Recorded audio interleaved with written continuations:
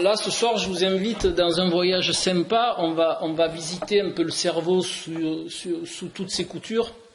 Alors, il y a des choses qui vont peut-être vous étonner. Il y a des choses que vous ne savez pas, ce qui est tout à fait normal, c'est pas votre job.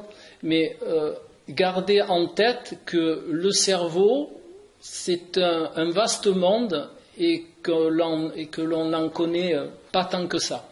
Alors, à l'heure actuelle, il y a un engouement pour les neurosciences. Vous voyez ça de partout. Les coachs, à l'heure actuelle, si vous allez sur Internet, il n'y en a que pour les neurosciences. Alors, ce sont des gens qui sont très bien. Il y en a certains qui sont bien formés. Et il y en a qui prennent le train en route. Mais il faut quand même avoir un petit peu de discernement dans tout ce fatras d'informations. Donc, ne croyez pas tout ce que vous voyez sur le net, parce qu'il y a des choses qui sont vraies et il y a des choses qui le sont moins. Et il y a des choses qui ne le sont pas du tout. D'accord ? Voilà. Donc, il y a aussi un engouement pour tout ce qui est loi d'attraction. Vous avez entendu parler, le livre du secret, tout ça. Il y a aussi l'intuition. C'est un grand débat, parce qu'en réalité, il y a une partie des scientifiques qui disent que ça vient d'un côté, que c'est une faculté que l'on a. Il y a une autre partie de chercheurs en neurosciences qui dit que c'est tout simplement un processus du cerveau qui fait que quand on n'a plus de solution, c'est l'intuition qui vient. Donc c'est une hypothèse qui me paraît assez juste, parce que si vous regardez bien les découvertes scientifiques, quand les scientifiques ne trouvent plus, quand ils sont vraiment, qu'ils n'ont plus d'idées, un matin ils se lèvent à l'occasion d'un contexte, ils trouvent la réponse. D'accord ? Donc ça tendrait à prouver que l'intuition serait un processus du cerveau dans les cas où, quand on est bloqué quelque part, quand on n'arrive plus à trouver, quand on n'a plus d'idées, quand on est acculé et qu'on ne sait plus, à ce moment-là, à l'occasion d'un contexte, il se passe quelque chose, et ce quelque chose fait qu'on a une intuition et qu'on trouve la solution à notre problème. C'est un processus dans lequel beaucoup de neuroscientifiques se penchent et cherchent vraiment à savoir comment si on peut le domestiquer, pour dire. Voilà. Là, je ne vous donnerai pas la réponse parce que c'est des travaux qui sont en cours et je ne l'ai pas encore. Voilà. Donc, je vais vous faire faire connaissance avec votre cerveau, là, maintenant. Je vais vous donner quelques chiffres pour que vous ayez en tête, c'est le cas de le dire, l'ampleur de cet organe. Parce que c'est vrai, quand on ne s'y intéresse pas, le cerveau, on le connaît par ce qu'on entend autour de nous, on réfléchit, ça sert à solutionner les problèmes, voilà. Mais je vais vous faire un rapport et vous verrez que ça va être étonnant. Alors, déjà, votre cerveau, nous tous réunis, il contient 100 milliards de neurones. Vous imaginez ce que ça fait, 100 milliards ? Oui, mais il y a 100 milliards de neurones, ça veut dire qu'on a dans notre cerveau autant de neurones que ce qu'il y a d'étoiles dans l'univers. D'accord ? Ça vous dit ? Voilà. Alors, il y a un monsieur qui a écrit un livre à ce sujet-là, entre le rapport de notre univers du cerveau par rapport à l'univers. Ce monsieur, il a créé un livre qui s'appelle « Le chaos et l'harmonie ». Alors, c'est un Chinois, il s'appelle Xuan Tuan Trin. Et si vous vous intéressez au sujet, je vous conseille de le lire parce qu'il fait vraiment un beau rapport entre notre cerveau et l'univers. C'est vraiment intéressant à lire. Voilà.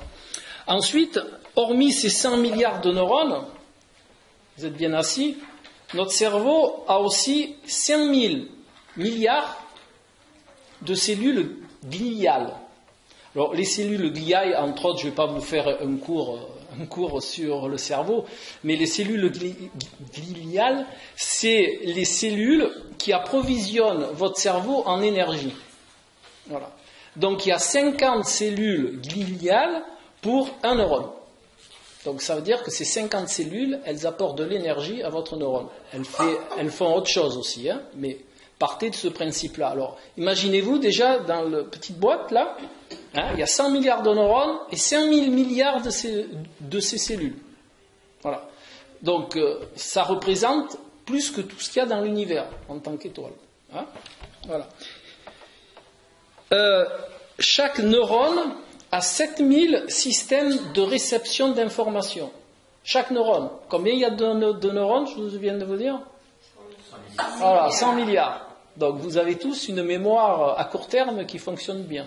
Parce que vous savez que dans le cerveau, il y a une mémoire à court terme et une mémoire à long terme. Donc, 7000 systèmes de réception par neurone. Et il y a 100 milliards de neurones. Donc je vous laisse faire la multiplication. Voilà.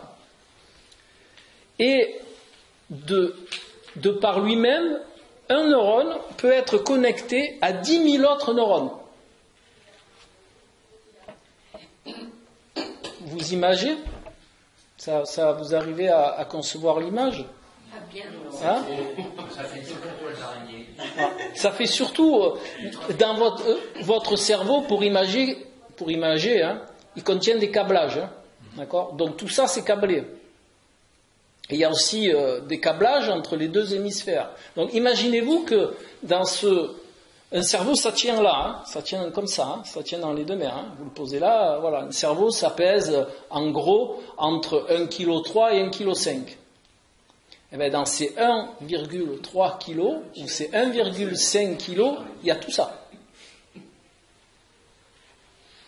Alors maintenant, je vais vous dire, en gros, pour que vous ayez un rapport, un cerveau, ça pèse en gros 2% du poids du corps. Voilà, comme ça vous pesez, vous avez à peu près le poids de votre cerveau. Voilà. La puissance électrique d'un cerveau, alors ça je vous le dis, mais gardez bien en tête que c'est une image. La puissance électrique du cerveau, ça représente à peu près une ampoule de 20 watts chez EDF.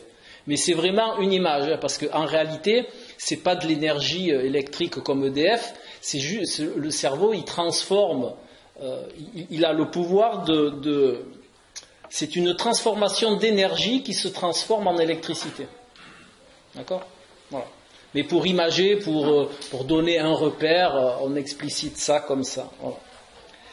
Ensuite, il y a une autre chose aussi qui est très importante à savoir, surtout pour les gens qui travaillent beaucoup intellectuellement. Alors, il y a, au début, on disait que notre cerveau utilisait 20% de notre énergie. Maintenant, les dernières avancées montent jusqu'à 30%. C'est-à-dire l'énergie que vous ingérez dans la journée, il y en a 30% qui est captée par le cerveau. Voilà. Et ces 30%-là, le cerveau, si vous préférez, dans l'organisme est prioritaire. C'est-à-dire, quand vous mangez, le premier qui se nourrit, c'est le cerveau. Voilà. Donc, sachez que quand vous êtes en hypo, votre cerveau fonctionne mal. Et à notre époque, c'est très facile d'être en hypo. Si vous mangez, par exemple, un plat de pâtes à midi, à 1h30, vous êtes en hypo. Voilà. Alors, c'est ce qu'on appelle des micro-hypos, c'est des hypos réactionnels.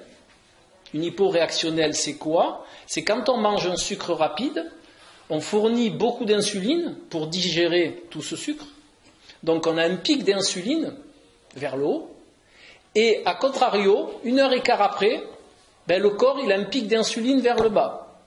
Très bas. Et c'est ce pic d'insuline vers le bas qui s'appelle une hypoglycémie réactionnelle. Et à partir de là, votre cerveau, il va manquer de sucre. Donc vous n'allez pas avoir toutes vos facultés cognitives. Alors ça ne veut pas dire que vous n'êtes bête en l'espace de 1h30, ça veut juste dire que lors d'un effort mental, vous allez fatiguer beaucoup plus vite.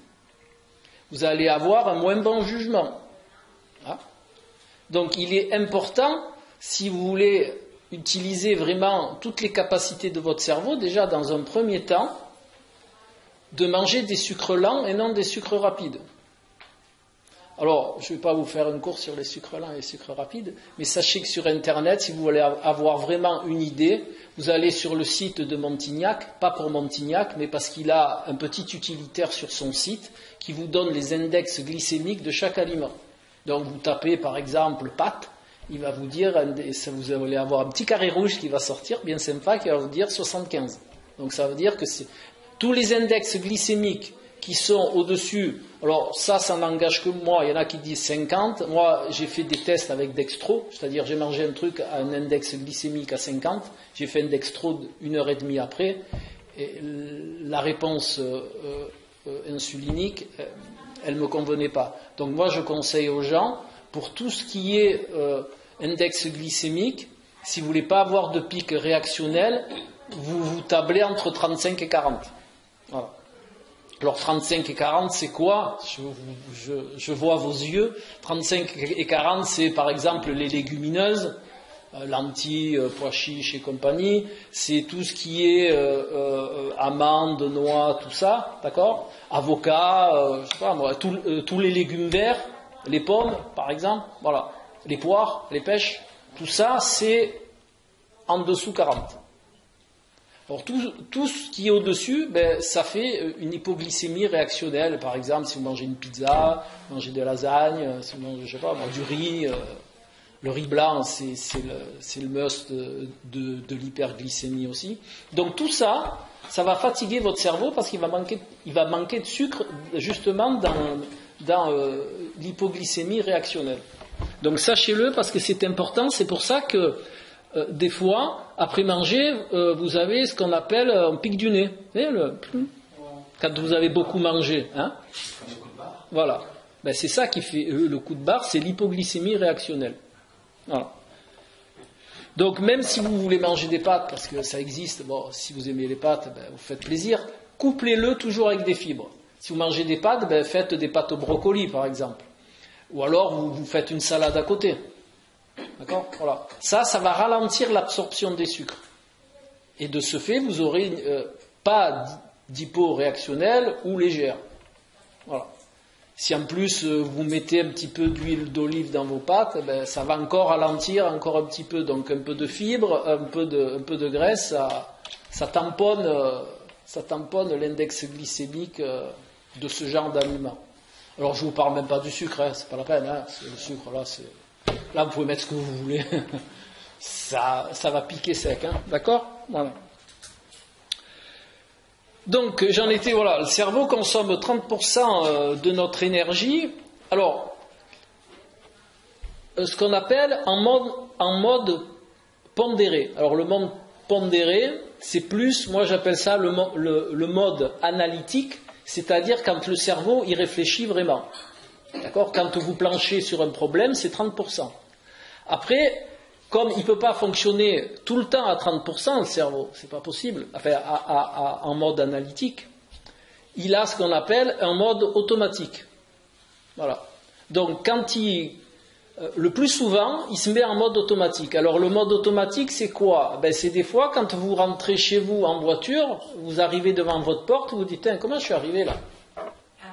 D'accord ? Votre conscient n'y était pas, parce qu'il était ailleurs, et c'est votre mode analytique qui vous a amené jusqu'à la maison. Hein ? Ou quand le matin vous vous levez, vous réfléchissez pas, je mets ma pantoufle, je me lève, je marche jusqu'à la cuisine ou la salle de bain. Voilà, tout ça, ça se fait en mode automatique, et votre cerveau, il y pense pas de manière analytique. Hein, il se dit pas tout ça. Il y va, hop, il fait ce qu'il a à faire. Et là, par contre, il n'est plus à 30% de consommation d'énergie. D'accord ? C'est ce qui lui permet d'économiser de l'énergie. Voilà. Et quand vous avez un problème et que vous passez en mode analytique, à ce moment-là, vous êtes à 30% de consommation. Maintenant, il est aussi important de savoir que, en gros, pour des personnes normales, on ne peut pas fonctionner en mode analytique plus de 15 minutes. Le cerveau, il faut qu'il fasse une pause. Enfin, vous n'en apercevez pas, mais au bout de 15 minutes d'attention vraiment intense, pendant quelques dizaines de secondes, vous allez déconnecter. C'est tout à fait normal. Parce que votre cerveau ne peut pas rester tout le temps dans ce mode-là. Donc, on va faire ça ce soir, toutes les 15 minutes, on va prendre 10 secondes de relâche, vous allez parler, crier, crier non, il est déjà à côté. Voilà, vous allez relaxer votre cerveau, et après, comme ça, vous pourrez être attentif encore 15 minutes. Alors, pour tous les gens qui ont une activité en rapport à d'autres personnes, soit des coachs, des formateurs, ou toute profession, rappelez-vous bien de ça, c'est 15 minutes d'attention soutenue.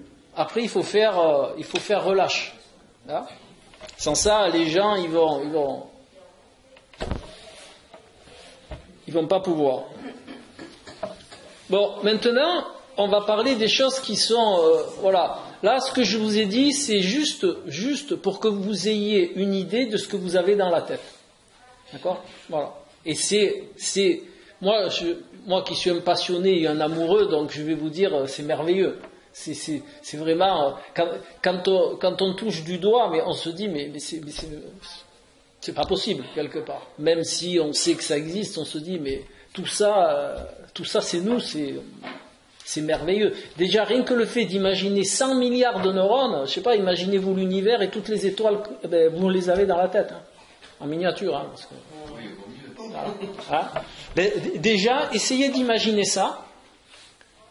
Si vous arrivez à l'imager, vous avez une ouverture sur le monde qui est merveilleuse et vous ne vous verrez plus de la même manière. Parce qu'imaginez-vous, alors après, quand on passe sur le plan spirituel, parce que ça fait partie, maintenant les neuroscientifiques, ils commencent à comprendre qu'on ne peut pas séparer le plan physique, le plan intellectuel, le plan de l'affect et le plan spirituel.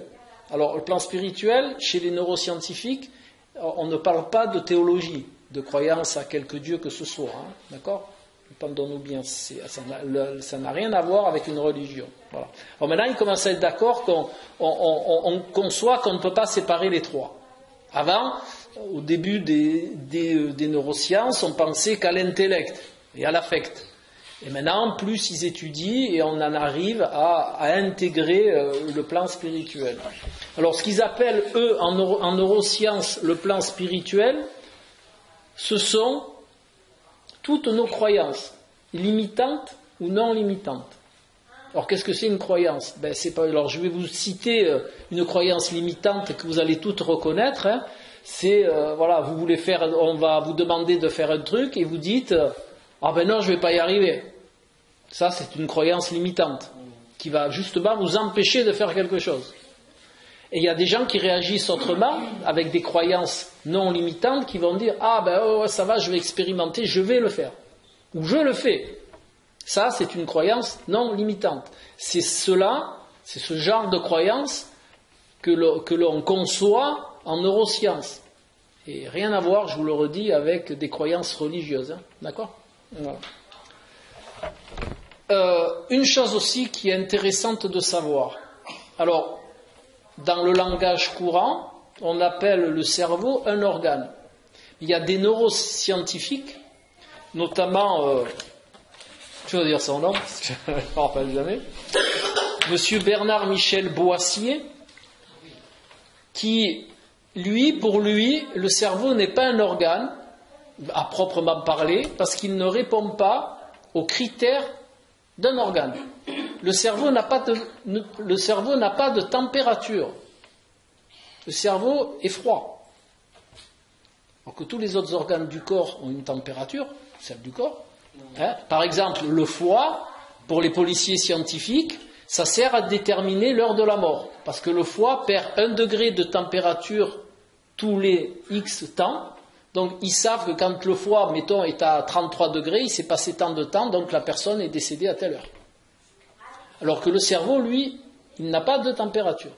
C'est un organe froid. Voilà. Donc Monsieur Boissier, pour lui, le cerveau n'est pas un organe, parce que ça ne correspond pas aux critères des organes. Voilà. Et il y en a d'autres, je vous cite lui parce que c'est celui que je connais, mais il y en a beaucoup d'autres qui le pensent aussi. Voilà. Et autre chose qui va vous paraître, enfin qui moi me paraît, j'espère que ça va vous paraître pareil, le cerveau est indolore.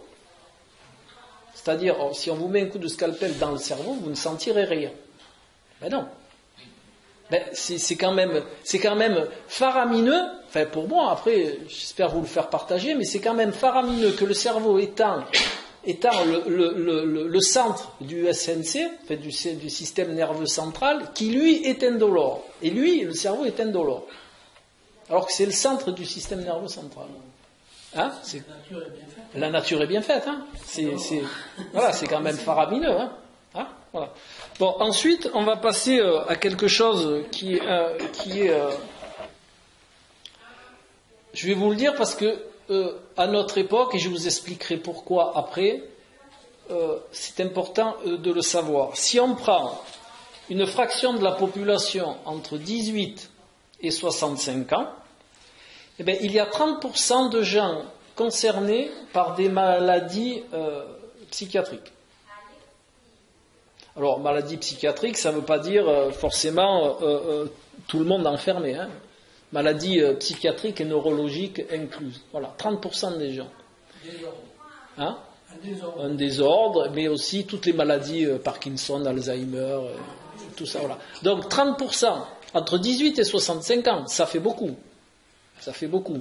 Et dont la majeure partie, c'est l'environnement qui en est responsable.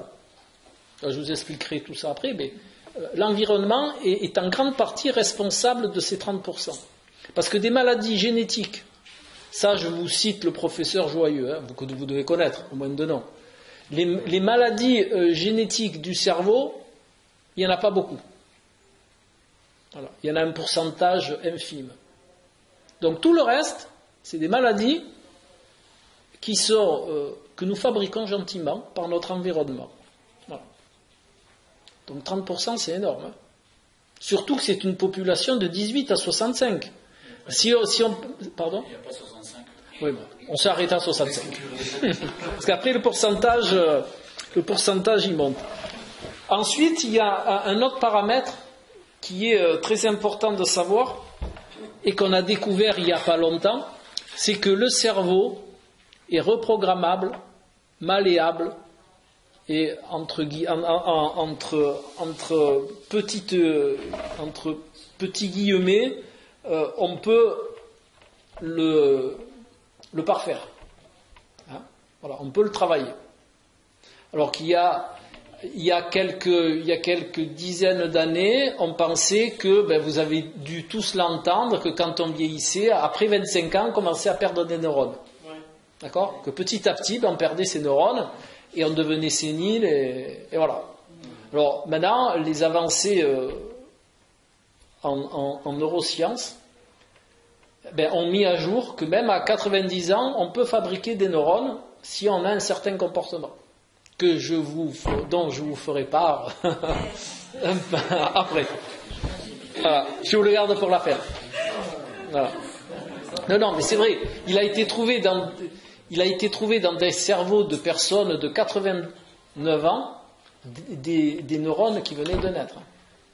Donc, vous avez toutes les possibilités ouvertes. Hein. D'accord ? Bon. Je vais vous citer quelques chiffres encore pour que vous ayez une idée de l'ampleur des problèmes environnementaux sur notre physique et en particulier sur notre cerveau. Donc en France, il y a 850 000 personnes, c'est un chiffre qui date de 2014, 850 000 personnes qui sont atteintes d'Alzheimer. Il y en a 196 000 pour le Parkinson, 100 000 pour la sclérose en plaques et plus de 600 000 cas d'épilepsie. Hein ? Bon, après, je vais vous citer un chiffre pour que... Et après, en France, il y a aussi 12 millions, et ça c'est énorme, il y a 12 millions de personnes qui sont touchées par des maladies psychiques et psychiatriques. 12 millions. Ça fait beaucoup. Hein. Et ces maladies-là, ces 12 millions-là, il y a une bonne partie, c'est pareil, c'est environnemental. Hein. Donc après, je vous dirai, je vous expliciterai quelques attitudes à adopter pour ne pas rentrer dans, dans ce chiffre-là. Hein. Oui, madame. Oui, vous dites environnemental, est-ce que l'éducation de la famille, c'est compris? Oui. Surtout ça. Hein. Pas surtout, mais c'est compris. C'est déjà pas mal ça. Voilà. Après, un petit chiffre aussi. Ces problèmes-là, en 2011, pour la sécurité sociale, ça représentait 2,6 milliards d'euros. D'accord? Voilà. Alors c'est un chiffre que l'on pourrait faire baisser en adoptant quelques attitudes dont je vous ferai part après. Voilà. Parce que dans tous ces problèmes-là, le premier réflexe, on va chez le médecin, il donne un cachet. Voilà. Petit cachet. Dans le genre, avant Prozac et d'autres anxiolytiques et autres psychotropes de leur pharmacopée. Et aussi, voilà, c'est ça que je voulais vous dire, il y a quelque chose qui là est vraiment, qui dépend vraiment de vous, c'est les AVC. Voilà. Il y a à peu près 500 000 personnes par an atteintes par un AVC. C'est énorme.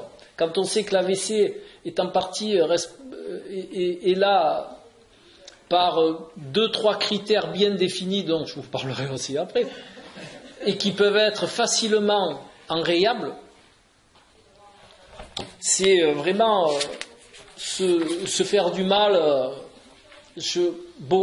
pour beaucoup par méconnaissance, par manque d'information, mais aussi parce qu'il y a une boîte noire dans les appartements qui vous révèle des choses, qui vous font passer des choses pour la vérité, et c'est totalement faux. Hein, la boîte noire, je ne vous la cite pas, vous l'avez tous trouvée. Hein? On appelle ça comme... Non, mais c'est la télévision. Voilà, la télévision, vous en apercevez pas, c'est fait exprès, hein, mais ça vous assassine à petit feu. Voilà. Tous les jours un petit peu, d'accord? Aussi bien du côté cerveau que du côté physique. Mais bon, je vous en parlerai avec les règles à adopter pour éviter les soucis, tous ces soucis-là. Voilà. Autre chose aussi, le cerveau, il est fait, en gros, de 3 matières. D'eau, de graisse. Le cerveau, il faut bien penser que c'est un amas de gras. Hein. D'accord? De l'eau et de l'oxygène. Voilà. Et en réalité, c'est ces 3 besoins, si vous voulez avoir un cerveau, entre guillemets, qui fonctionne bien, il lui faut des graisses, de l'eau et de l'oxygène. Alors ça paraît simple comme ça, hein, des graisses, ouais, on se mange, je sais pas, du jambon cru, c'est des graisses, c'est pas les bonnes. Hein, au McDo. Attends, après je vous détaillerai. Quand on dit son besoin hydrique, alors le pastis, ça fait pas partie des besoins hydriques, le pinard non plus, hein, et toutes ces choses-là. Quand on dit besoin hydrique, c'est de l'eau. Et encore, alors je vous en parlerai, l'eau, c'est pas la panacée à notre époque, hein, voilà. Hein? Mais il reste de l'eau, mais de l'eau à choisir, voilà, très bien. Ensuite, il contient aussi 1/3 de son poids en phosphore. 1/3. Hein? Alors, l'apport journalier recommandé en phosphore pour le cerveau est de 700 mg par jour. Alors, vous inquiétez pas, hein, du phosphore, vous en trouvez dans notre alimentation, même dans l'alimentation délétère, vous en trouvez assez. Hein. En général, c'est rare de faire une carence en phosphore. Bon, après, le phosphore, il a un gros effet, donc, puisqu'il est dans le cerveau, sur l'influx nerveux. Hein. C'est pour ça que dans le cerveau, il y en a 1/3. Hein, parce que le cerveau n'est qu'un flux nerveux. Voilà.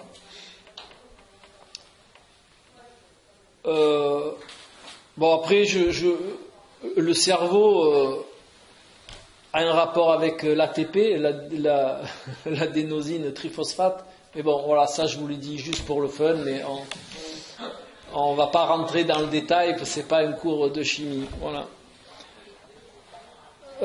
Il a aussi besoin de calcium et de vitamine D. Hein? Parce que la vitamine D rentre en compte dans le processus lipidique, c'est-à-dire des graisses, lipides, c'est les graisses. Voilà. Donc, il est important, si vous voulez avoir un bon fonctionnement de votre cerveau, de lui apporter ce qu'il faut.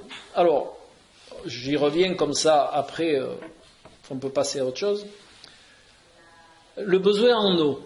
Alors, le besoin en eau, c'est quoi? Il faut savoir que quand vous avez soif, vous êtes déjà déshydraté, c'est trop tard. Votre cerveau, il manque d'eau. La soif, chez l'être humain, se déclenche à la vôtre quand il est déshydraté.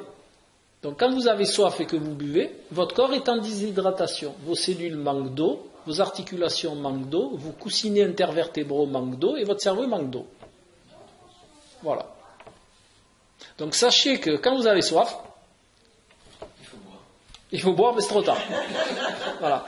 Donc essayez de boire de manière régulière. Ne passez pas 3 heures sans boire, parce que votre corps il va mal fonctionner. Tout ce que je vous dis là, souvent, c'est vrai que ça va vous déranger un peu dans vos habitudes, parce que on vous a pas appris à boire régulièrement. On vous a surtout appris à boire quand vous avez soif, et c'est pas la bonne manière. Voilà. C'est tout ce que je vous dis là, c'est prouvé, c'est scientifiquement prouvé. Voilà. Donc, après quoi boire? De l'eau, forcément. Alors, ça, je vais vous en parler de suite parce que c'est le plus gros problème du cerveau à l'heure actuelle et qui va se répercuter dans le temps et dans les générations à venir. On commence à le voir maintenant, à en être conscient maintenant uniquement du côté scientifique, pas du côté politique, pas du côté médical, du côté purement neurosciences. C'est des perturbateurs endocriniens. Vous savez ce que c'est un perturbateur endocrinien? Hop, ça fait 15 minutes. Donc défoulez-vous, après on reprend. Allez, 10 secondes. Décontractez-vous le cerveau.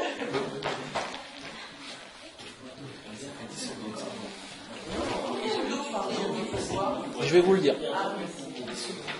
Voilà, allez, c'est bon. On y revient. Alors, le besoin en eau. L'eau. L'eau, elle contient beaucoup de perturbateurs endocriniens à notre époque. Et de plus en plus. Pourquoi on retrouve des perturbateurs endocriniens dans l'eau? Parce que l'eau de pluie draine dans la terre, l'eau de pluie va dans la mer, et voilà. Mais une grosse source aussi de perturbateurs endocriniens dans l'eau, c'est la pilule des dames. Parce que les dames, elles prennent la pilule, elles vont faire pipi, et le pipi, il va dans l'eau. Et quelques années après, quelques dizaines ou même vingtaines d'années après, on le retrouve dans notre verre. Parce que vous ne croyez pas que... oui. Non mais attendez, je ne sais pas si vous avez déjà imaginé, mais l'univers ne crée pas de l'eau au fur et à mesure où on la boit. C'est toujours la même eau qui tourne, d'accord ? L'évaporation fait qu'elle monte, elle retombe en pluie, elle repasse dans la terre et elle remonte, et elle va dans les nappes phréatiques. On ne fabrique pas de l'eau dans notre univers à chaque fois où il en manque. C'est pas comme un robinet, quand la bouteille elle baisse par l'évaporation, tiens, on ouvre le robinet. Ça ne fonctionne pas comme ça l'univers. L'univers, il a une masse d'eau et c'est toujours la même qui tourne. Parce que de toute manière, quoi que vous fassiez de l'eau, elle sera toujours évaporée, elle va toujours remonter et redescendre. Alors, avant, et toujours, elle était filtrée par le sol, d'accord ? Ça va dans les nappes phréatiques et nous on la pompe. Le problème, c'est que le sol, à l'heure actuelle, il ne sait pas épurer les perturbateurs endocriniens. Donc, on le retrouve dans l'eau qu'on boit. Alors maintenant, pour ce cycle-là, on en est par rapport à ce cycle de transformation, on en est au début. Mais dans les générations qui vont venir, quand ce phénomène il va s'amplifier, et quand vraiment tout ce schéma d'eau aura fait un cycle, il y aura de plus en plus de perturbateurs endocriniens dans l'eau. Et d'autant plus que vous n'en avez pas que dans l'eau, vous en avez dans ce que vous ingérez. Parce que l'agroalimentaire, elle s'en tape en réalité. D'accord? De ce que vous ingérez. Vous croyez que l'agroalimentaire, elle vous fait plaisir, mais elle se fait plaisir à elle d'abord. Hein. Donc le bisphénol A qui a été interdit, vous en avez mangé pendant un certain temps. Alors tout le monde est content parce qu'il se dit le bisphénol A, il a été interdit, ouais, super, on n'en mange plus. C'est faux. C'est tout faux. Parce que du bisphénol A, à l'heure actuelle, vous en avez dans tous les plastiques de caoutchouc de voiture, par exemple, votre volant. D'accord? Vous passez des heures avec les mains sur le volant. Le bisphénol A, il passe à travers. Hein. D'accord? Alors, ça a été interdit dans les biberons, parce que là, vraiment, ils se sont aperçus que c'était vraiment... il y avait des problèmes de sexe chez les enfants. Bidon, hein. Non, mais... Ça, c'est un bidon bio, il est sans bisphénol. Voilà. Donc, oui, quand même.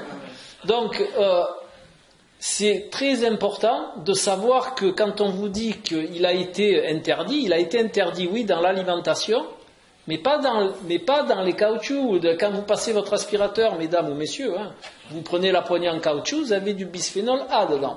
D'accord? Donc, sachez bien que c'est uniquement dans le plastique alimentaire. Et encore, je crois qu'il en reste dans les boîtes de conserve. Vous savez, l'entourage à l'intérieur des boîtes de conserve, je crois qu'il y en a encore un peu. Hein. Voilà. Ou dans les canettes, là, vous savez, les pauvres gamins, là, qui se murgent de canettes de coca ou de iced tea ou de je ne sais quoi d'autre, ou la bière, ça contient du bisphénol, hein, d'accord? Donc, l'alcool doit... Non, rien du tout. Non. Le bisphénol, c'est un gros danger, et les perturbateurs endocrinologiques, c'est vraiment ce qui peut mettre en danger l'être humain, parce que ça s'attaque au système reproducteur. Hein. Vous n'en avez pas conscience, mais ça pourrit les gamins. Vous avez des gamins qui se retrouvent avec des déformations des testicules. Vous avez des gamines, elles commencent à avoir des seins à 7 ans. Attendez, ça... Vous le prenez comme ça, mais c'est très sérieux, et vraiment, si chacun à son niveau, il peut faire un petit quelque chose sur son entourage et faire passer le mot, ça sera bien, parce qu'on met avec ça l'humanité en danger. Pourquoi en danger? Parce que l'humanité, elle perdure grâce à son système reproducteur, hein, d'accord? Et les perturbateurs endocriniens, ça touche tout, hein. Ça touche les estrogènes, ça touche la thyroïde, ça touche la prostate, ça touche l'hypophyse.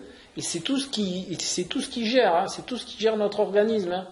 Donc vraiment, ça, c'est un gros danger. Et bien entendu, on en parle dans les milieux scientifiques, mais il n'y a pas de remontée ni dans le milieu médical, ou très peu. Et alors dans le milieu politique, c'est même pas la peine, puisqu'ils sont gérés par l'agroalimentaire en partie, donc c'est même pas la peine. Voilà. Mais sachez-le à titre personnel. Et essayez, je ne peux pas vous former là-dessus en 2 heures, mais essayez par votre démarche de vous informer sur le sujet et d'éviter de promouvoir et surtout d'en consommer. D'accord? Parce que ça, les perturbateurs endocriniens, l'Alzheimer, Parkinson, tout ça, c'est en grande partie ça. Hein. En plus de l'aluminium, qui est trouvé dans les vaccins, qui est trouvé dans les déodorants ou dans beaucoup de cosmétiques, tout ça. Donc voilà, cherchez, c'est pour votre santé, hein, c'est pour que vous puissiez. Vous savez, il est possible de vieillir en bonne santé, hein, d'accord? Alors, ça vous fait pas vivre plus vieux que ce que vous pouvez à titre personnel espérer vivre, mais par contre, ça vous fait vivre en meilleur état. Parce que si un jour vous voulez vraiment avoir la bonne vista, vous allez faire un tour en centre hospitalier. Alors c'est vrai que l'espérance de vie, elle a allongé, mais il y en a qui sont allongés, hein, pour cette espérance de vie. Hein. D'accord? Donc prenez les perturbateurs endocriniens avec grand sérieux si vous voulez en partie vieillir en bonne santé. Hein.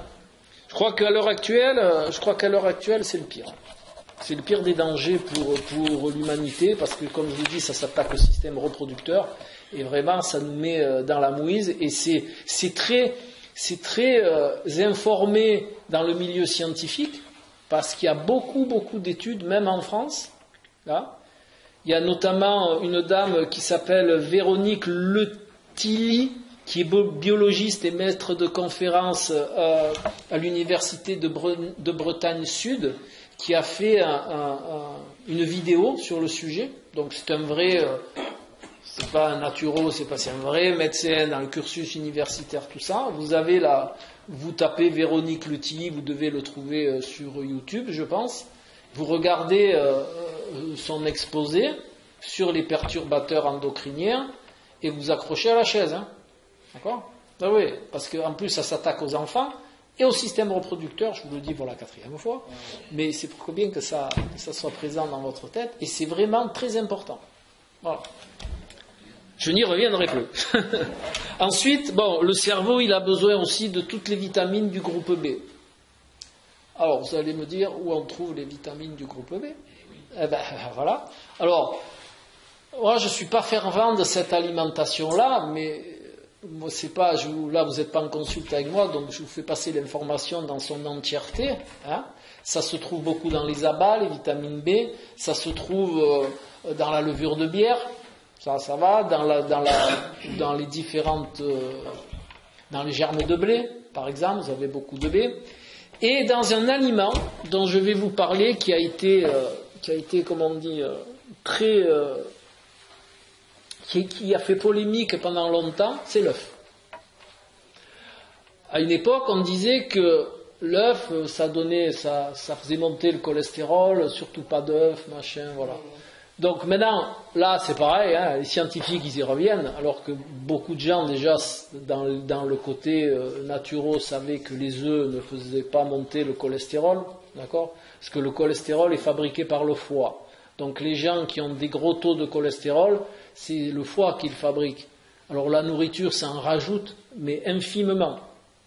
Hein ? Donc, à titre personnel, et je vous le dis, moi j'ai fait une expérience. J'ai mangé pendant 8 mois, 4 œufs par jour. Voilà. Oui, mais... Du blanc et le jaune? Oui. Non, blanc et jaune. 4 œufs par jour. Voilà. Et alors j'ai passé une prise de sang avant, et j'ai passé une prise de sang après. Mon cholestérol n'a pas bougé. Voilà. Et j'ai fait la même expérience. Parce que moi, ce que j'aime dans la vie, c'est expérimenter. Tout ce que je dis, ça a été expérimenté. Enfin, tout ce que je dis en consulte, tout ça, les conseils que je donne aux gens, c'est parce que je les ai expérimentés sur moi d'abord, et sur mes proches autour, et je fais partie d'un milieu sportif, je fais tester un peu à tout le monde, et je regarde ce que ça donne. Après, j'ai fait la même expérience avec le fromage. J'ai mangé 60 grammes de fromage par jour. Bon, c'est pas énorme, 60 grammes, hein, pendant 8 mois. Le cholestérol, je suis monté à 2,70. J'ai arrêté le fromage, il est redescendu à 1,60. Après, j'ai fait le même essai. Je m'amuse, un peu quand même. J'ai fait le même essai avec le chocolat. On dit le chocolat. Ouais, chocolat. À 70. Pas le 80, à 70. Voilà. Pareil. 2,50. Et ça, je le savais avant. Hein.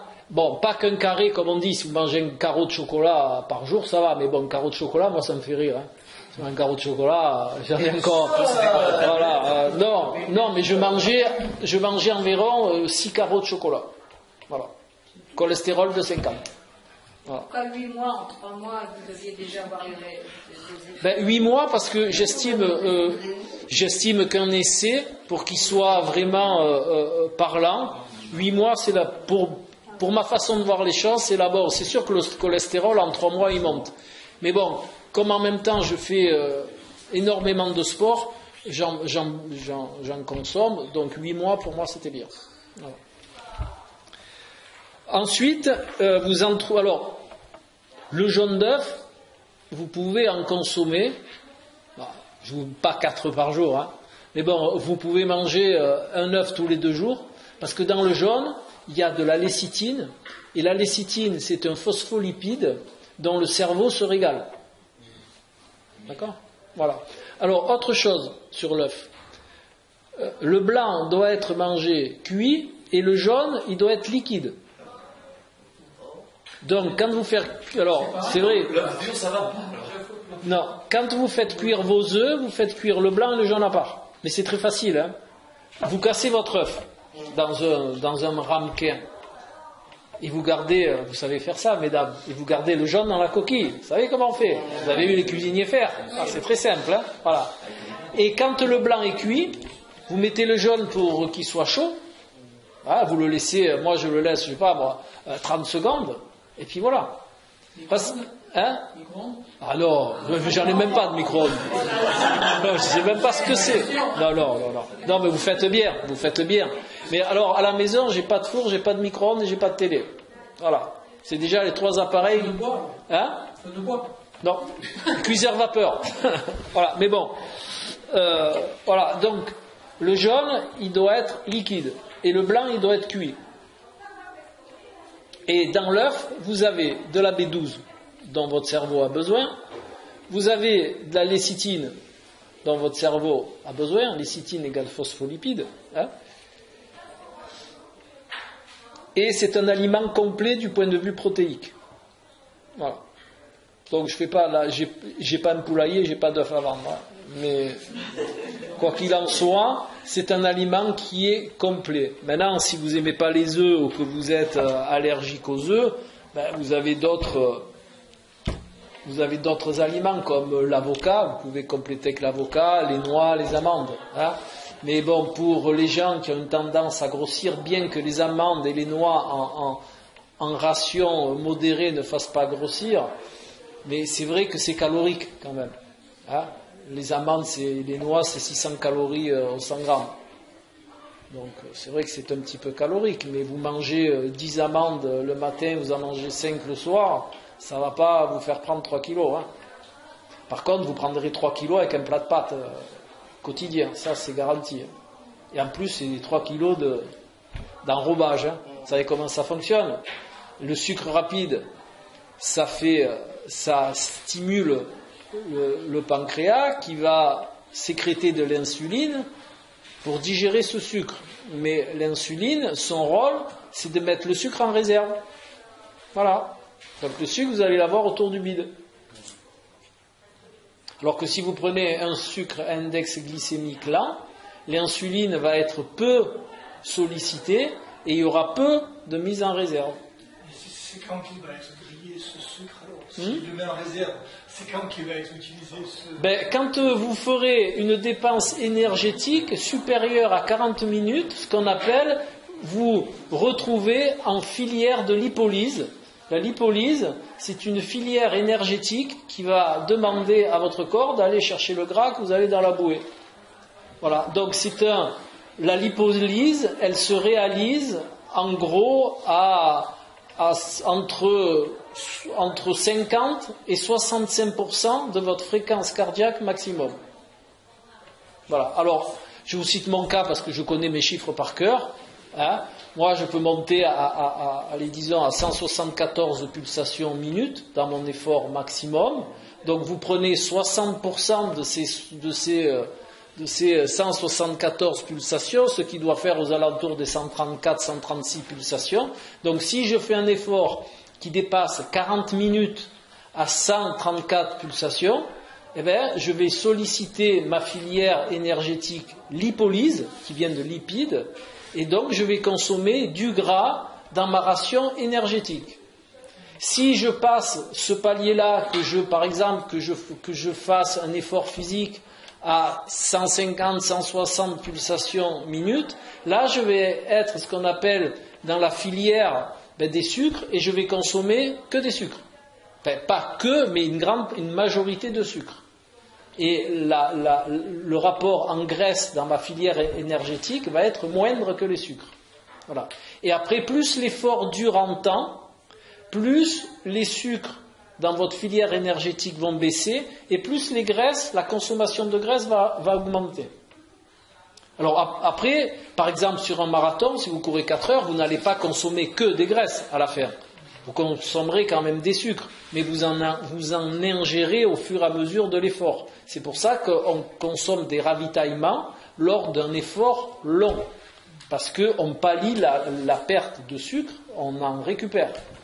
Après, suivant, vous avez différents sucres, hein, dans un apport dit de bonne qualité, vous avez du sucre, ce qu'on appelle du saccharose, vous avez du fructose et vous avez de la maltodextrine. Ce sont des sucres qui se brûlent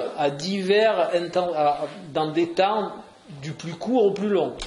Le fructose étant un sucre à index glycémique très bas, donc il se consomme très lentement dans le corps quand on fait un effort.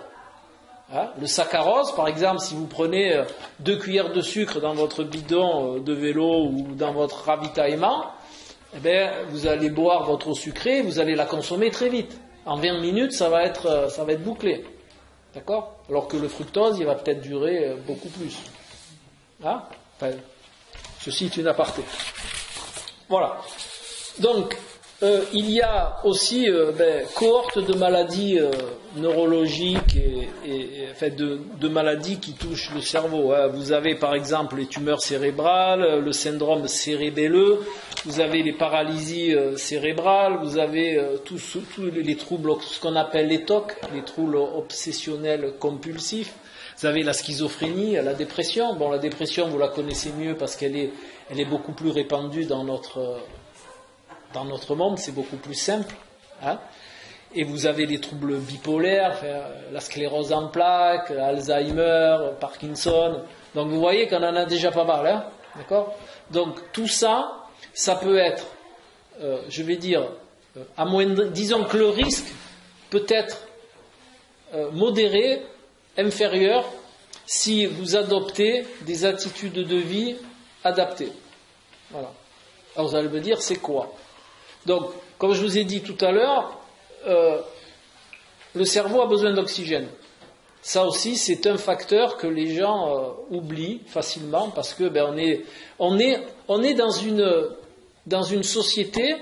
Je vais vous poser la question que je pose en formation quand je vais en entreprise. Quel est votre véhicule préféré ? Les gens. Voilà. En général, les gens ils répondent la voiture, le scooter, machin. Là, c'est parce que je vous le dis, je vous ai préparé. Mais quand vous prenez les gens à froid, la réponse qui vient, c'est voiture, scooter, machin. Alors que notre véhicule, le vrai, c'est nous, hein. D'accord ? C'est nos jambes. Voilà.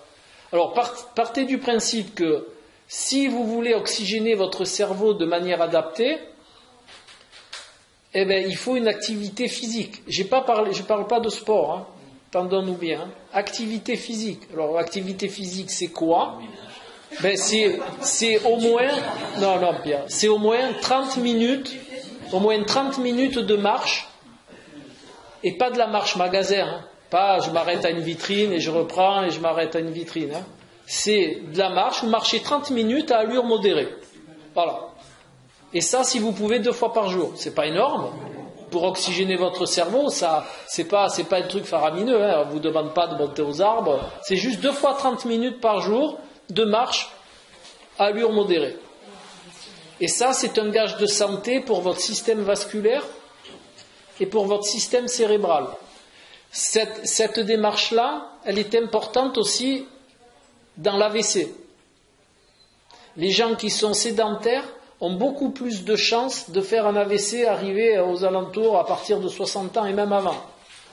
Pensez-y bien, parce que la malbouffe plus la sédentarité, rien que ça suffit pour que vous ayez un risque d'AVC augmenté.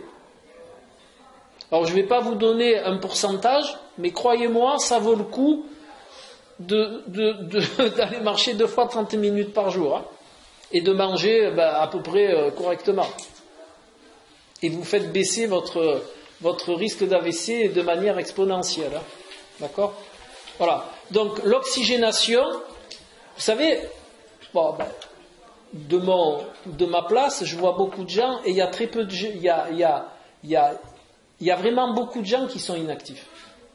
C'est-à-dire, ils passent de la voiture à la table, de la table au canapé, on va chercher le gamin, on pose la voiture, on marche 10 mètres, et puis on remet dans la voiture, et c'est comme ça tout le temps.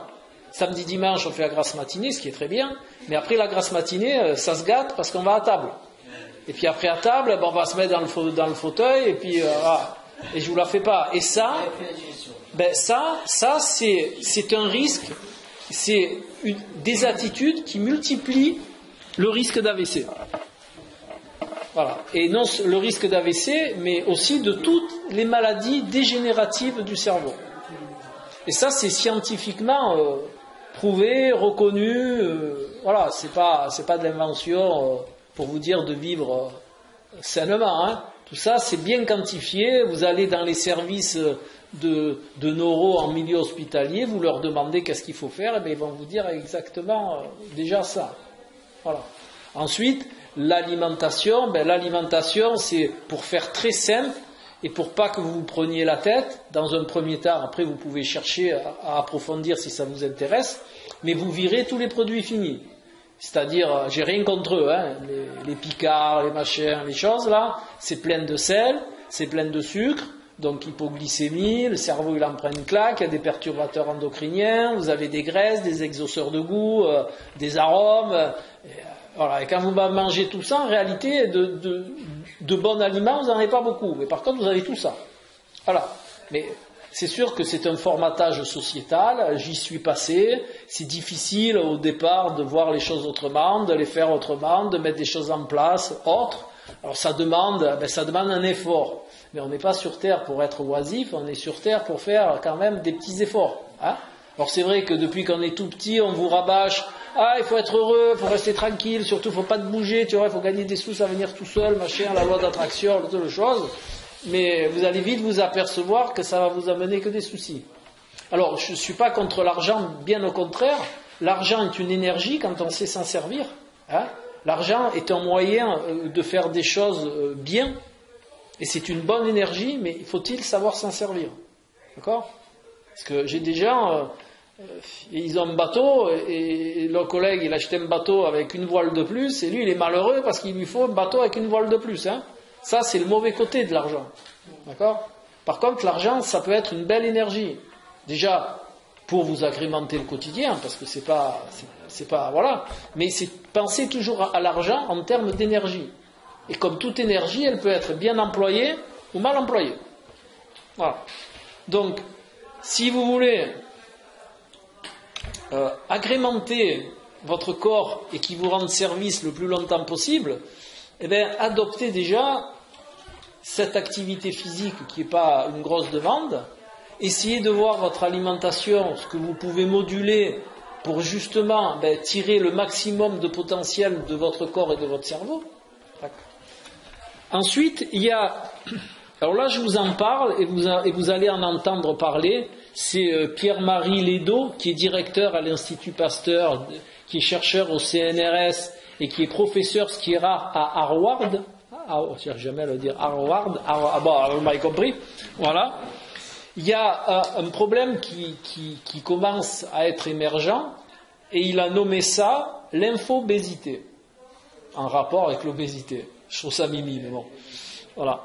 Alors, l'infobésité, je vais vous donner quelques chiffres. Alors, essayez ça je vous encourage à le faire pour bien imaginer, parce qu'on imagine toujours mieux comme ça.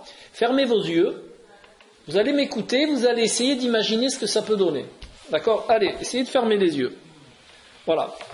Donc, en l'espace de 5500 ans, on a produit 5 milliards de gigaoctets d'informations. Alors, les gigaoctets, tous ceux qui ont un ordinateur, vous savez ce que c'est l'espace de disque dur. Donc, 1 gigaoctet, ça fait 1000 mégaoctets. Donc, vous voyez l'information que vous mettez dans un gigaoctet sur votre ordinateur. D'accord ? Ensuite, de l'année 2000 à l'année 2012, on a produit la même quantité d'informations tous les 2 jours. Alors, voilà, déjà imaginez ça. Et en 2013, on a produit la même quantité d'informations toutes les 10 minutes. Voilà. Vous pouvez ouvrir les yeux une fois que vous avez imaginé tout ça. C'est énorme. Et ça, c'est ce qu'il appelle un tsunami d'informations qui met votre cerveau en vrac. Qui malmène votre cerveau. Voilà. Alors, comme à toute chose, il y a la nature est bien faite, il y a une contrepartie sur laquelle on peut enrayer ce tsunami. Hein. Alors, comme il dit, ça c'est pas moi qui le dis, c'est lui, hein, on peut enrayer cette infobésité déjà dans un premier temps en prenant conscience et en triant l'information. C'est-à-dire ne pas prendre l'information pour le savoir qu'elle vous amène, mais pour la compréhension que vous pouvez en faire. Vous voyez la différence? Alors, je vais vous l'expliciter peut-être un peu mieux. Quand vous voyez, par exemple, qu'à Fuyukama, là, Fukushima, voilà, quand on vous annonce, voilà, il y a eu 30 000 morts. Voilà, bon. Vous entendez 30 000 morts, après vous passez à la télé, il y a eu la guerre là-bas, il y a eu 5 000 morts, après vous passez là-bas, il y a eu un attentat, il y a eu 3 000 morts, voilà. Tout ça, pour le cerveau, c'est anxiogène. C'est anxiogène dans un premier temps, et ça peut vous rendre dépressif à la longue. Alors, le remède à ça, c'est de ne prendre que l'information qui vous amène une compréhension. C'est-à-dire que vous avez envie de comprendre. Si, par exemple, Fukuyama, ça vous intéresse, ben vous écoutez ce qui est dit sur Fukuyama, et vous pouvez vous poser la question, tiens, pourquoi ils ont construit une centrale nucléaire au bord de l'eau? Pourquoi ils se servent du nucléaire? Vous voyez ce genre de principe? Vous cherchez à comprendre sur un sujet. Ça, c'est pas nocif pour votre cerveau. Mais d'absorber, rien que pour le savoir, tiens, je sais qu'il y a eu 30 000 morts là, je sais qu'il y a eu 40 000 trucs ici, il y a eu un attentat là, sans qu'il y ait une démarche de compréhension derrière, à la fin, ça vous rend anxiogène. Ça crée dans votre cerveau, de l'anxiété. Toute cette masse d'informations dont vous ne vous servez pas. Quand je vais en entreprise, par exemple, il y a des postes. Alors un poste, il y a un ordinateur avec un monsieur derrière ou une dame. Hein. Sur un poste, des fois, ils reçoivent 60 mails dont ils n'ont rien à faire. Il y en a peut-être 2 dont ils ont besoin à leur poste. Mais ils en lisent 60. Mais ils les lisent en travers comme ça. Donc, il y en a 58 de trop. D'accord ? Alors maintenant, dans les entreprises, ils commencent à mettre en place des systèmes de mails ciblés, justement, pour pas avoir cette infobésité de tous les gens qui lisent de tous les mails, de tous les postes de l'entreprise. Parce que ça fatigue, et à un moment, on sature. Parce que le cerveau, lui, comme je vous ai explicité tout à l'heure, il ne peut pas toute la journée. Hein. À un moment, il déconnecte. Donc maintenant, il commence à trier les mails afférents à chaque personne. Voilà. Et pour la télé, c'est pareil. En plus, c'est souvent en mangeant, donc c'est le pire. D'accord ? Vous ne savez même pas ce que vous avez mangé. Moi, des fois, j'ai des gens, je leur dis, alors qu'est-ce que vous avez mangé ? Attends, j'ai vu ça, mais et ça, là, dans l'assiette, qu'est-ce qu'il y avait ? Ils mettent 10 minutes à me dire. Parce qu'ils étaient justement dans cette information. Et maintenant, on sait très bien qu'on a besoin de concentration pour manger, parce que sans ça, la satiété ne se fait pas de la même manière. Si vous n'êtes pas concentré, alors il ne faut pas rester comme ça sur son assiette, hein, mais manger au moins dans le calme. Voilà. Et là, la satiété, votre cerveau, il va enregistrer ce que vous avez mangé, et la satiété, elle va se faire de meilleure manière. Parce que des fois, vous avez des gens, ils ne se rappellent même plus qu'ils ont mangé le dessert, ils vont en chercher un autre dans le frigo. Ils mangent, ils disent, oh putain, merde, je viens de le manger. Non, mais je rigole pas, ça se fait très souvent. Hein. Voilà.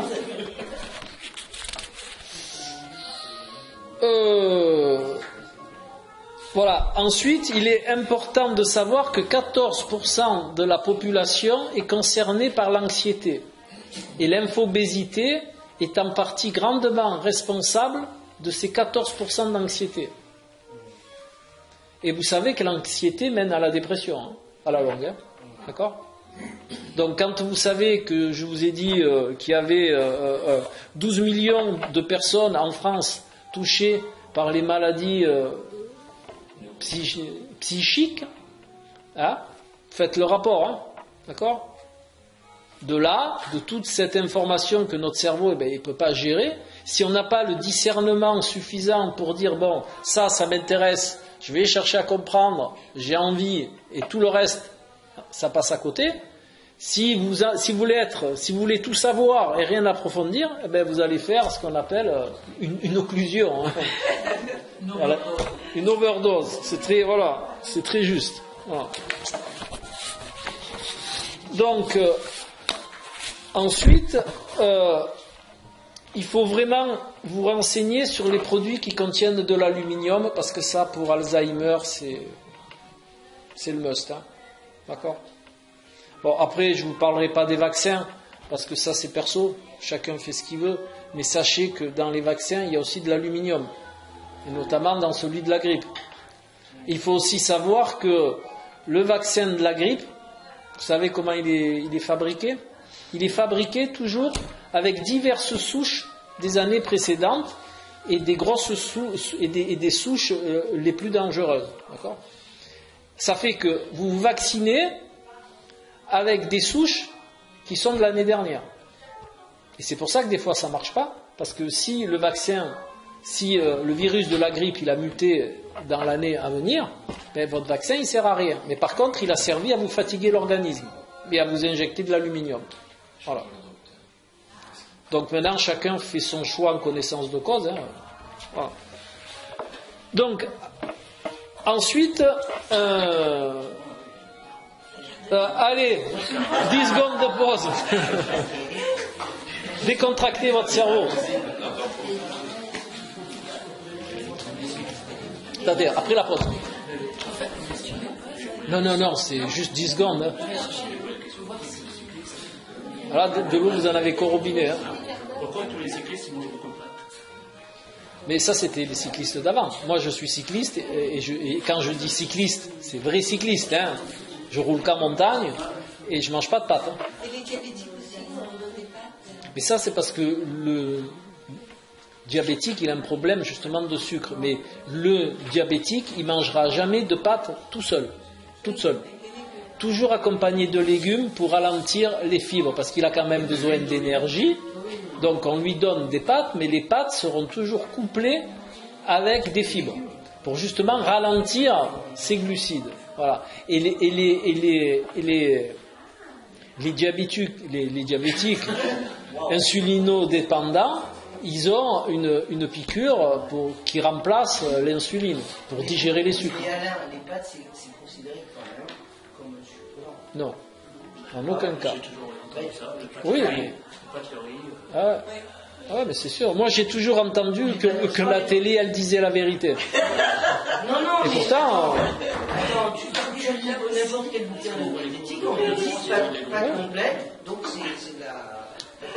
Les pâtes complètes, elles sont un peu moins rapides que les pâtes blanches, mais c'est quand même du sucre rapide. Voilà. Et ça, c'est pas moi qui le dis, c'est prouvé hein, dans la diététique. J'ai même vu l'autre jour un reportage. Je suis passé par hasard, ça m'a interpellé, j'ai regardé, il y a un médecin qui parlait de diététique, et puis à la fin il dit voilà, moi je conseille le pâte et le riz, ce sont des sucres lents. Ah, c'est un médecin qui a dit ça. C'est infernal, hein. Mais parce que ça c'est une vieille légende. Dans le sport, avant une compétition, on avait une pasta partie. Mais c'est une ineptie, parce que le lendemain matin, on était en hypo. Voilà. Donc, et maintenant, ça a changé. Maintenant, c'est des légumineuses parties. Ça commence, mais par contre, le lendemain, vous avez les intestins, pour certains, ceux qui sont un peu fragiles par les petites peaux, en vrac. Donc, c'est pas mieux. Alors qu'on sait maintenant que le soir, avant une compétition, on doit avoir un repas, justement, pas trop chargé en fibres, parce que le lendemain matin, il ne faut pas avoir envie d'aller au WC 3 fois. Il ne faut pas avoir un repas trop chargé en sucre, parce que le glycogène musculaire se fabrique sur 3 jours. Donc tout le sucre, si vous vous goinfrez de sucre la veille au soir, vous n'aurez pas de glycogène musculaire en plus, par contre vous serez en hypo. Voilà. Et maintenant, ce qu'on fait, par contre, c'est avant le départ, 30 minutes avant le départ, vous avez ce qu'on appelle une ration glucidique d'attente, parce que le départ, il y a 2 phénomènes. Vous êtes là, vous attendez le départ, vous ne partez pas de suite. Donc, le stress du départ vous fait bouffer du sucre, Donc on a tous une ration d'attente pour justement suppléer à ce stress qui fait manger du sucre au départ. Voilà. Maintenant ça commence à évoluer. Mais les pâtes, c'est dans le milieu sportif, ça fait bien une dizaine d'années qu'on sait que c'est des sucres rapides. Hein. Et dans les milieux diététiques, maintenant, il y a beaucoup de gens, beaucoup de diététiciens qui savent que les pâtes, le riz, les patates, tout ça, ce sont des sucres rapides. Hein. Voilà. D'accord ? Donc, maintenant, on va continuer par l'entretien plus cognitif du cerveau. Parce que c'est important aussi d'entretenir. Alors ça, quand votre cerveau il est tout bien, il baigne dans son eau, il a ses graisses, il a son phosphore, il a ses vitamines B, tout ça qu'il est bien. Maintenant, il faut savoir comment faire de nouveaux neurones. Faire naître des neurones dans son cerveau. Alors, il y a la théorie scientifique, et par mon expérimentation, pour que les gens comprennent mieux, je l'ai couplé, comme aussi il faut vous dire que j'ai beaucoup de sportifs donc en consultation, et eux ils comprennent ça, mais c'est pareil pour ceux qui ne sont pas sportifs, c'est beaucoup plus imagé. Le muscle, il fonctionne d'une seule manière. On l'entraîne, il progresse, et si on ne change pas, il régresse. Si on ne change pas d'entraînement, il régresse. Parce qu'il s'habitue. À partir du moment où il s'habitue, forcément il ne progresse plus. Et comme il ne progresse plus, au bout d'un moment, il y a une perte. C'est pour ça que chez les culturistes, toutes les 3 semaines, ils changent leur programme de musculation par groupe musculaire. Pour justement que le muscle ne s'habitue pas et qu'il grossisse comme vous les voyez à la télé partout. Voilà, sauf là. Voilà, mais bon. Voilà. Donc, pour le cerveau, vous pouvez faire la même chose. Le cerveau, vous lui donnez un exercice, d'accord ? Vous allez faire des neurones, vous allez faire toujours le même exercice, il va s'habituer, et vous ne ferez plus de neurones avec le même exercice. Voilà. Pour le moment, on va rester au mode physique, mode intellectuel. Votre cerveau, au bout d'un moment, il va prendre des automatismes. Quand vous faites des mots croisés, vous allez savoir le mot inconsciemment, vous allez tac-tac. Ça va devenir une routine. Et du moment que ça devient une routine, votre cerveau ne fabrique plus de neurones. Terminé. Donc il faut changer d'exercice. C'est comme la muscu. Changer d'exercice. Vous passez à autre chose. Et vous le faites encore un certain temps. Et quand ça devient une habitude, vous stoppez. Et vous passez à autre chose. Alors, il y a quelque chose qui, pour moi, est une qualité. C'est toujours pareil, c'est comme l'argent, si c'est bien employé, et à laquelle on pense rarement. La curiosité est un gage de fabrication de neurones. La curiosité bien adaptée, hein, pas celle d'aller voir chez le voisin ce qui passe derrière son rideau, hein, d'accord ? C'est celle-là. Hein. Mais la curiosité de tout domaine est précurseur de nouveaux neurones. C'est-à-dire, un coup, vous allez vous intéresser, par exemple, aux neurosciences.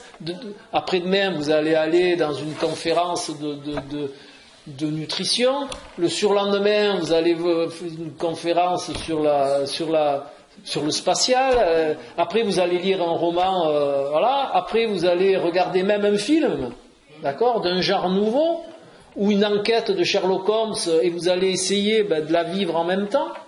Parce que ça sort un peu du cadre, mais ce que peu de gens savent, c'est que le cerveau ne fait pas la différence entre ce que vous vivez réellement et ce que vous pensez. Pour le cerveau, c'est pareil. C'est pour ça qu'on est capable, quand vous regardez un film, d'avoir peur. D'accord ? D'avoir peur, ou d'être dans l'émotion quand c'est une histoire d'amour, vous pourrez pleurer pendant le film. C'est pourquoi ça ? C'est parce que votre cerveau ne fait pas la différence entre ce que vous vivez et ce que vous imaginez. D'accord ? Sans ça, s'il faisait la différence, on pourrait voir n'importe quel film et on resterait... sans problème.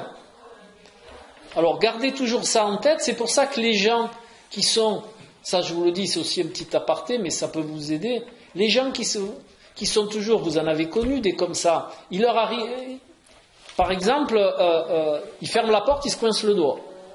Voilà. Et ces gens-là, ils vont me dire juste derrière, ah mais si j'avais pas fermé la porte maintenant, je me serais pas coincé le doigt, ah mais si on m'avait appelé au téléphone, eh bien, tous ces gens-là, ils vivent des contextes de vie qui ne sont pas réels, mais pour le cerveau ça l'est. Donc ils ont des mauvaises références dans le cerveau.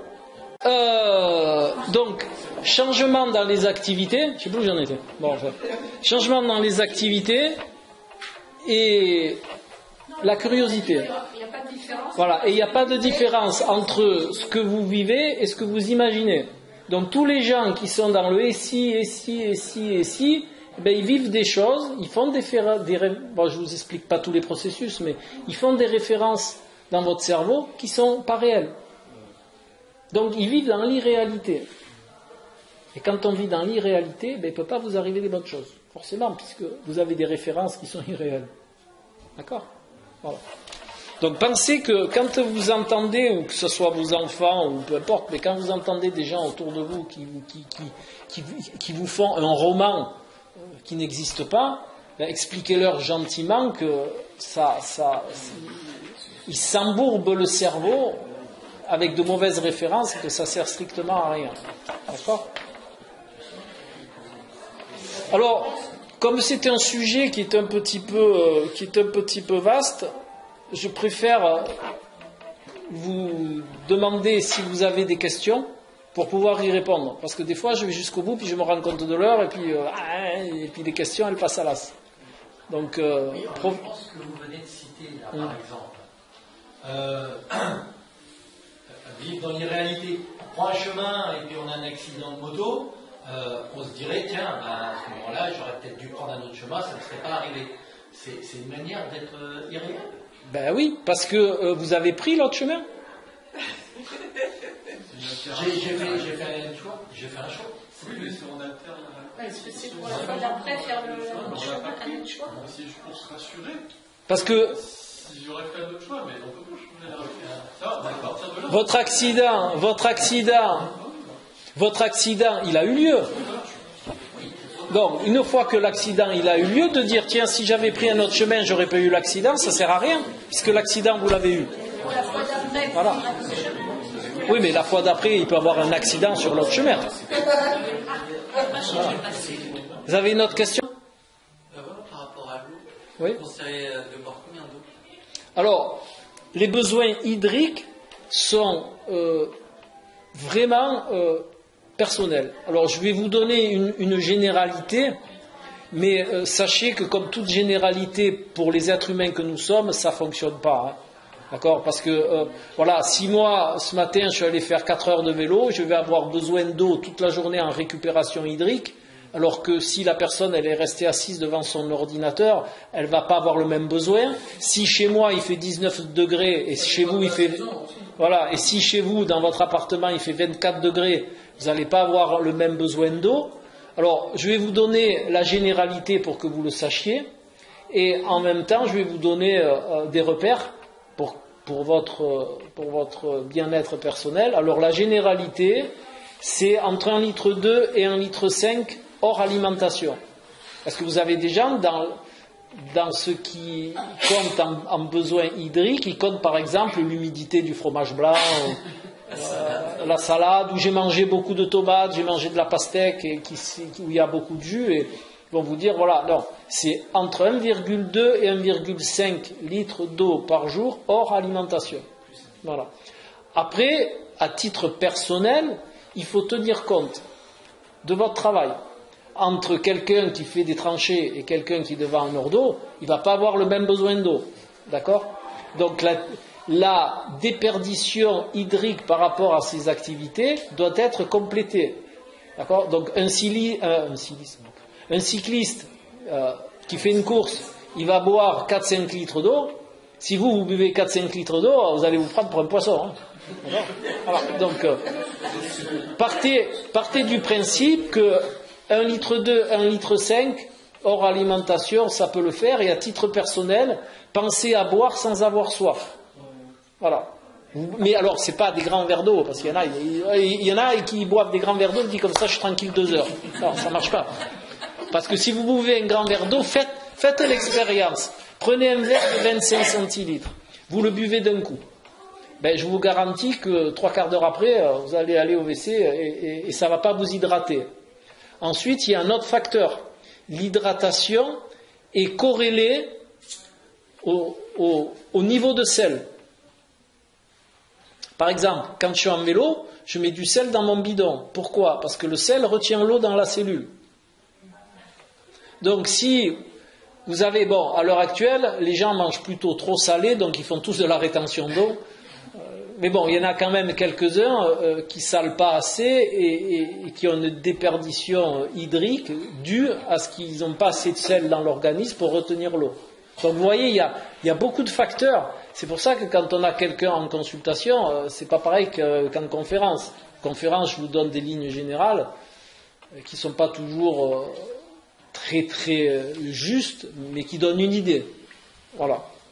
Donc le besoin hydrique, c'est ça. Mais si vous pensez à boire 2 gorgées d'eau, par exemple, allez, tous les quarts d'heure, c'est top. Parce que vous allez hydrater votre corps petit à petit, vous allez mettre de l'eau dans vos disques intervertébraux, vous allez hydrater le tout, le cerveau, il va prendre la paille, il va se servir en premier et ça va être formidable. Voilà. Si vous buvez un grand verre d'eau et que vous dites jusqu'à ce soir je suis peinard, ça ne marche pas. Voilà. Vous avez d'autres questions ? Est-ce que vous avez abordé la méditation ou pas ? Oui, après. Maintenant, dans pas longtemps. Alors ça, l'eau, écoutez, c'est un vaste débat. Parce que justement, comme je vous ai dit tout à l'heure, il y a des perturbateurs endocriniens plus dans l'eau du robinet que dans l'eau en bouteille. Maintenant, le must, ça serait, comme on faisait avant, l'eau en bouteille en verre, et comme vous trouvez encore dans les bars. Voilà. Là, l'eau en bouteille en verre, c'est le must, à l'heure actuelle. Hein. Mais ça revient très cher, il faut se faire livrer à la maison. Si vous trouvez quelqu'un qui vous le monte, en plus, parce que les bouteilles de verre, c'est lourd. Alors, par 12 et par machin, il faut être très cru. Hein.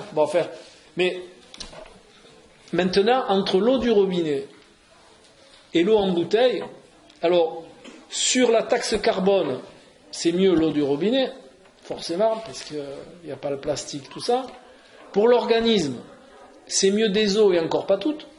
Il faut que l'eau, elle soit à moins de 120 mg de résidus à sec par litre.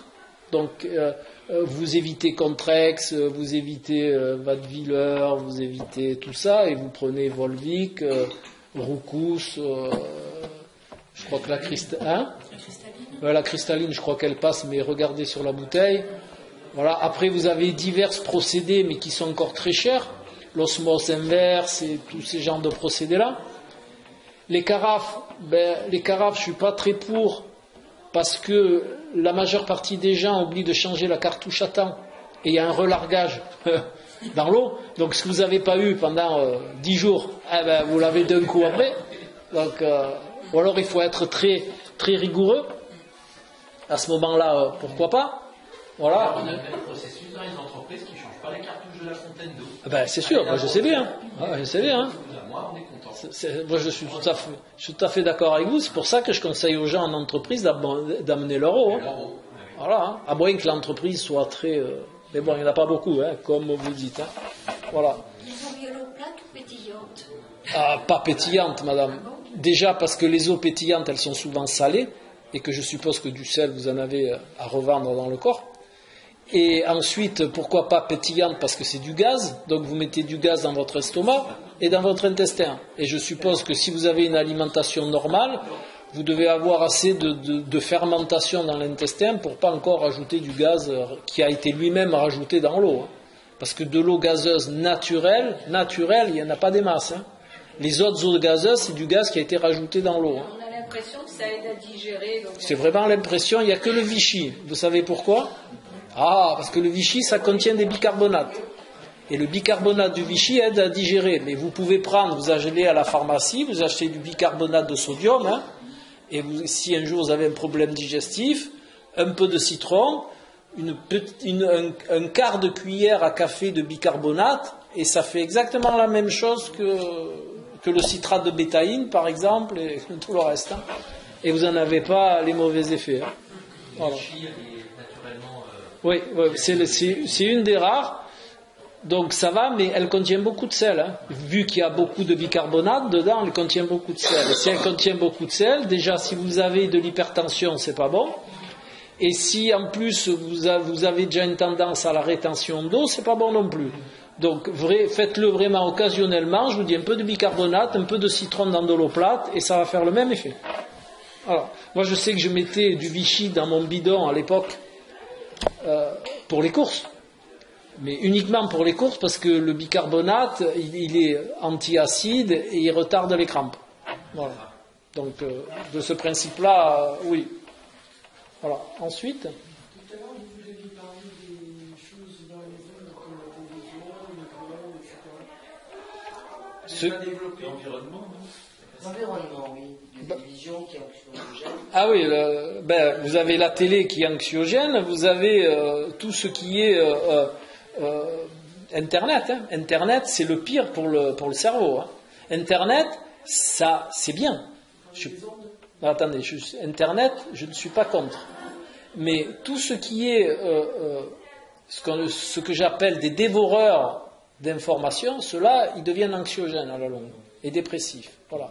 Ensuite, c'est sûr que les ondes qui sont dégagées par les postes, que ce soit télé ou que ce soit les postes d'ordinateur, normalement, il faut être à 60 cm.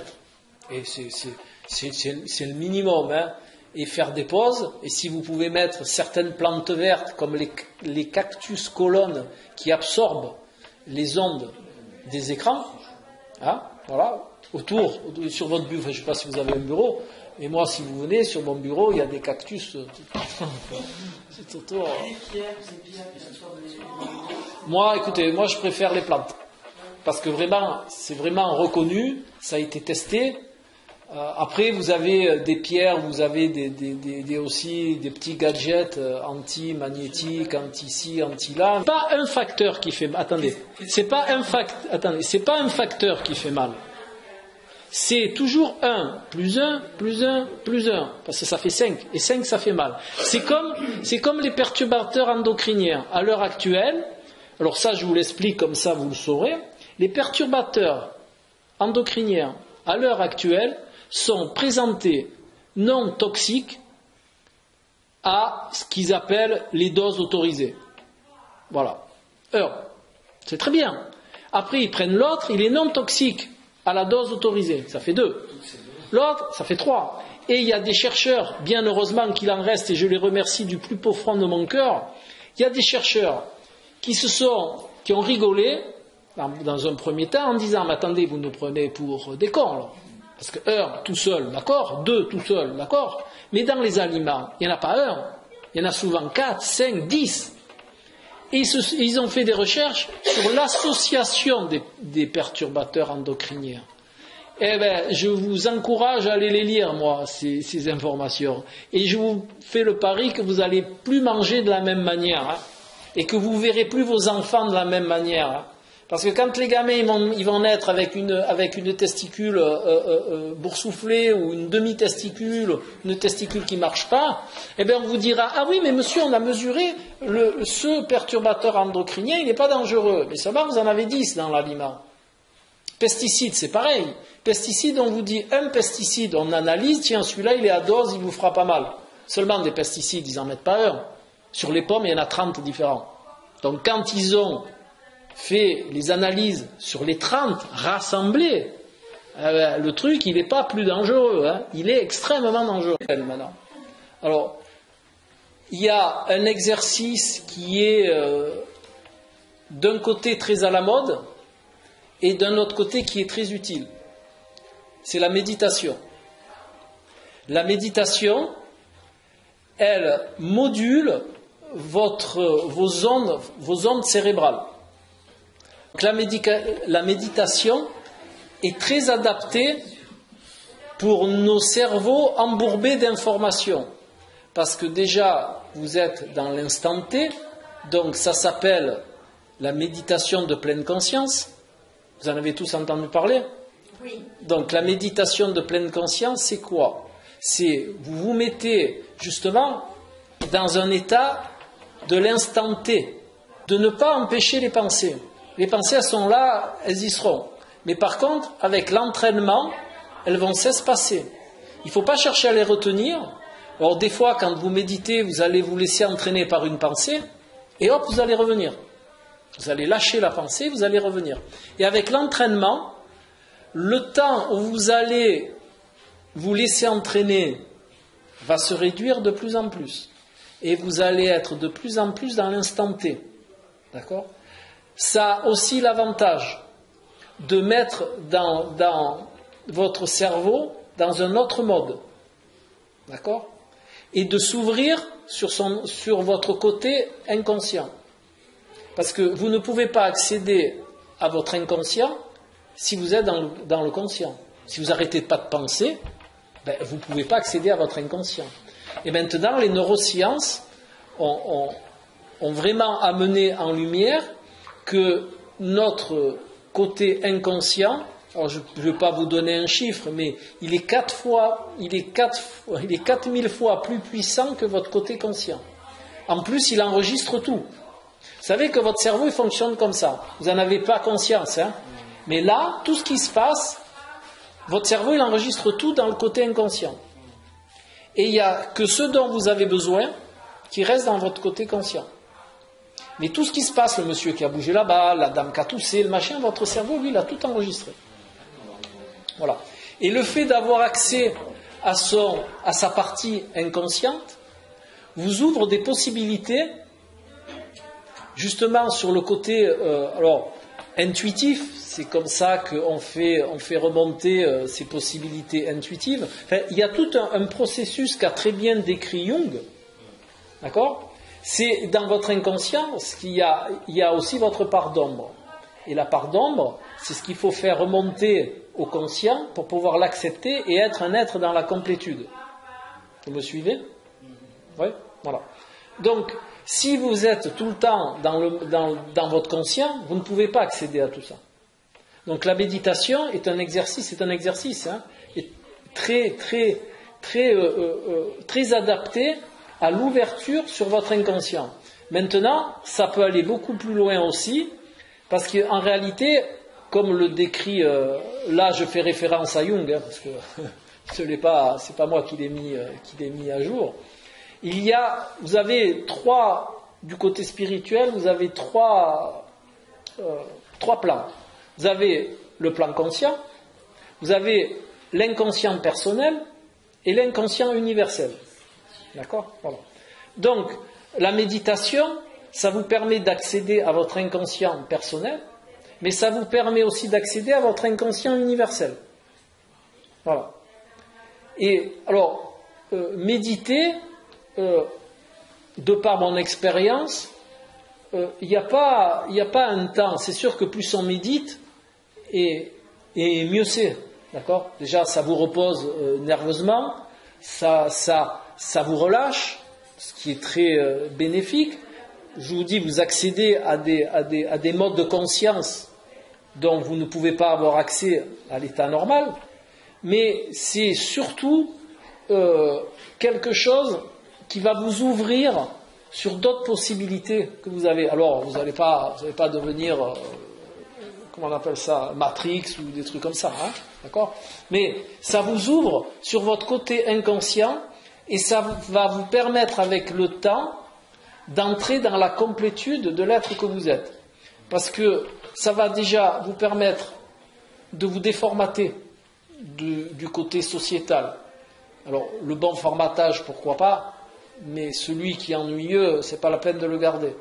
Hein ? Ensuite, vous allez pouvoir avoir accès à l'être que vous rejetez, à l'être que vous êtes et que vous ne voulez pas voir. C'est pour ça que quand vous rencontrez quelqu'un dans la vie, il va faire miroir de ce que vous êtes. Parce que vous ne voulez pas le voir. Donc le seul moyen que vous avez de le voir, c'est de rencontrer quelqu'un qui va être en partie, votre côté ombre. Et de le voir chez l'autre, ça va vous interpeller de toute manière, ça va vous énerver. On sait maintenant que ce qui énerve chez quelqu'un, c'est parce qu'on en est porteur et qu'on ne veut pas le voir. Quand vous êtes en couple et que votre femme ou que votre mari, il a quelque chose qui vous énerve, eh bien c'est que vous en êtes porteur. C'est juste l'effet miroir que ça vous fait. D'accord ? Alors, ça vous fait un effet miroir pour que vous puissiez en prendre conscience, puisque vous ne pouvez pas le voir chez vous-même, donc vous allez le voir chez l'autre, vous en prenez conscience, et si vous êtes un peu ouvert sur le sujet, ben vous pourrez corriger ce côté ombre que vous avez en vous, en le ramenant à votre conscience et en le corrigeant. D'accord ? C'est clair ? Oui ? Bon. Voilà.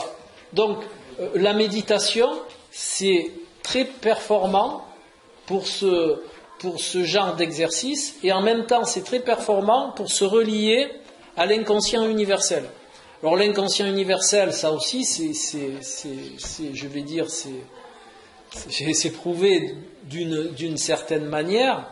On peut se connecter au savoir universel de notre règne.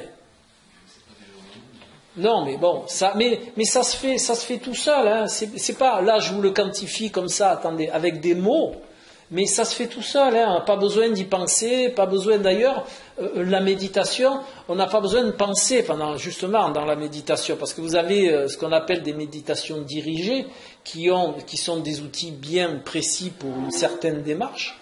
Mais la méditation, pour avoir accès à votre inconscient, c'est justement de rester sans rien demander, sans penser, de laisser passer vos pensées. Ben, si vous accrochez à une, elle va vous amener pendant un moment, et puis à un moment vous allez revenir. C'est ça la méditation. C'est se laisser entraîner par des pensées, les lâcher et revenir à l'instant T. Mais avec l'entraînement, ces pensées, elles vont passer de moins en moins vite, elles vont vous embarquer de moins en moins, et vous allez avoir de plus en plus accès à votre inconscient. Ça change la vie dans beaucoup de domaines. Déjà dans le domaine santé, hein, parce que ça relâche beaucoup de choses. Ensuite, vous allez laisser remonter des choses qui sont ennuyeuses dans votre côté ombre, que vous allez travailler, accepter. Vous allez accepter des choses, vous allez pouvoir vous débarrasser de certaines autres choses qui vous gênent.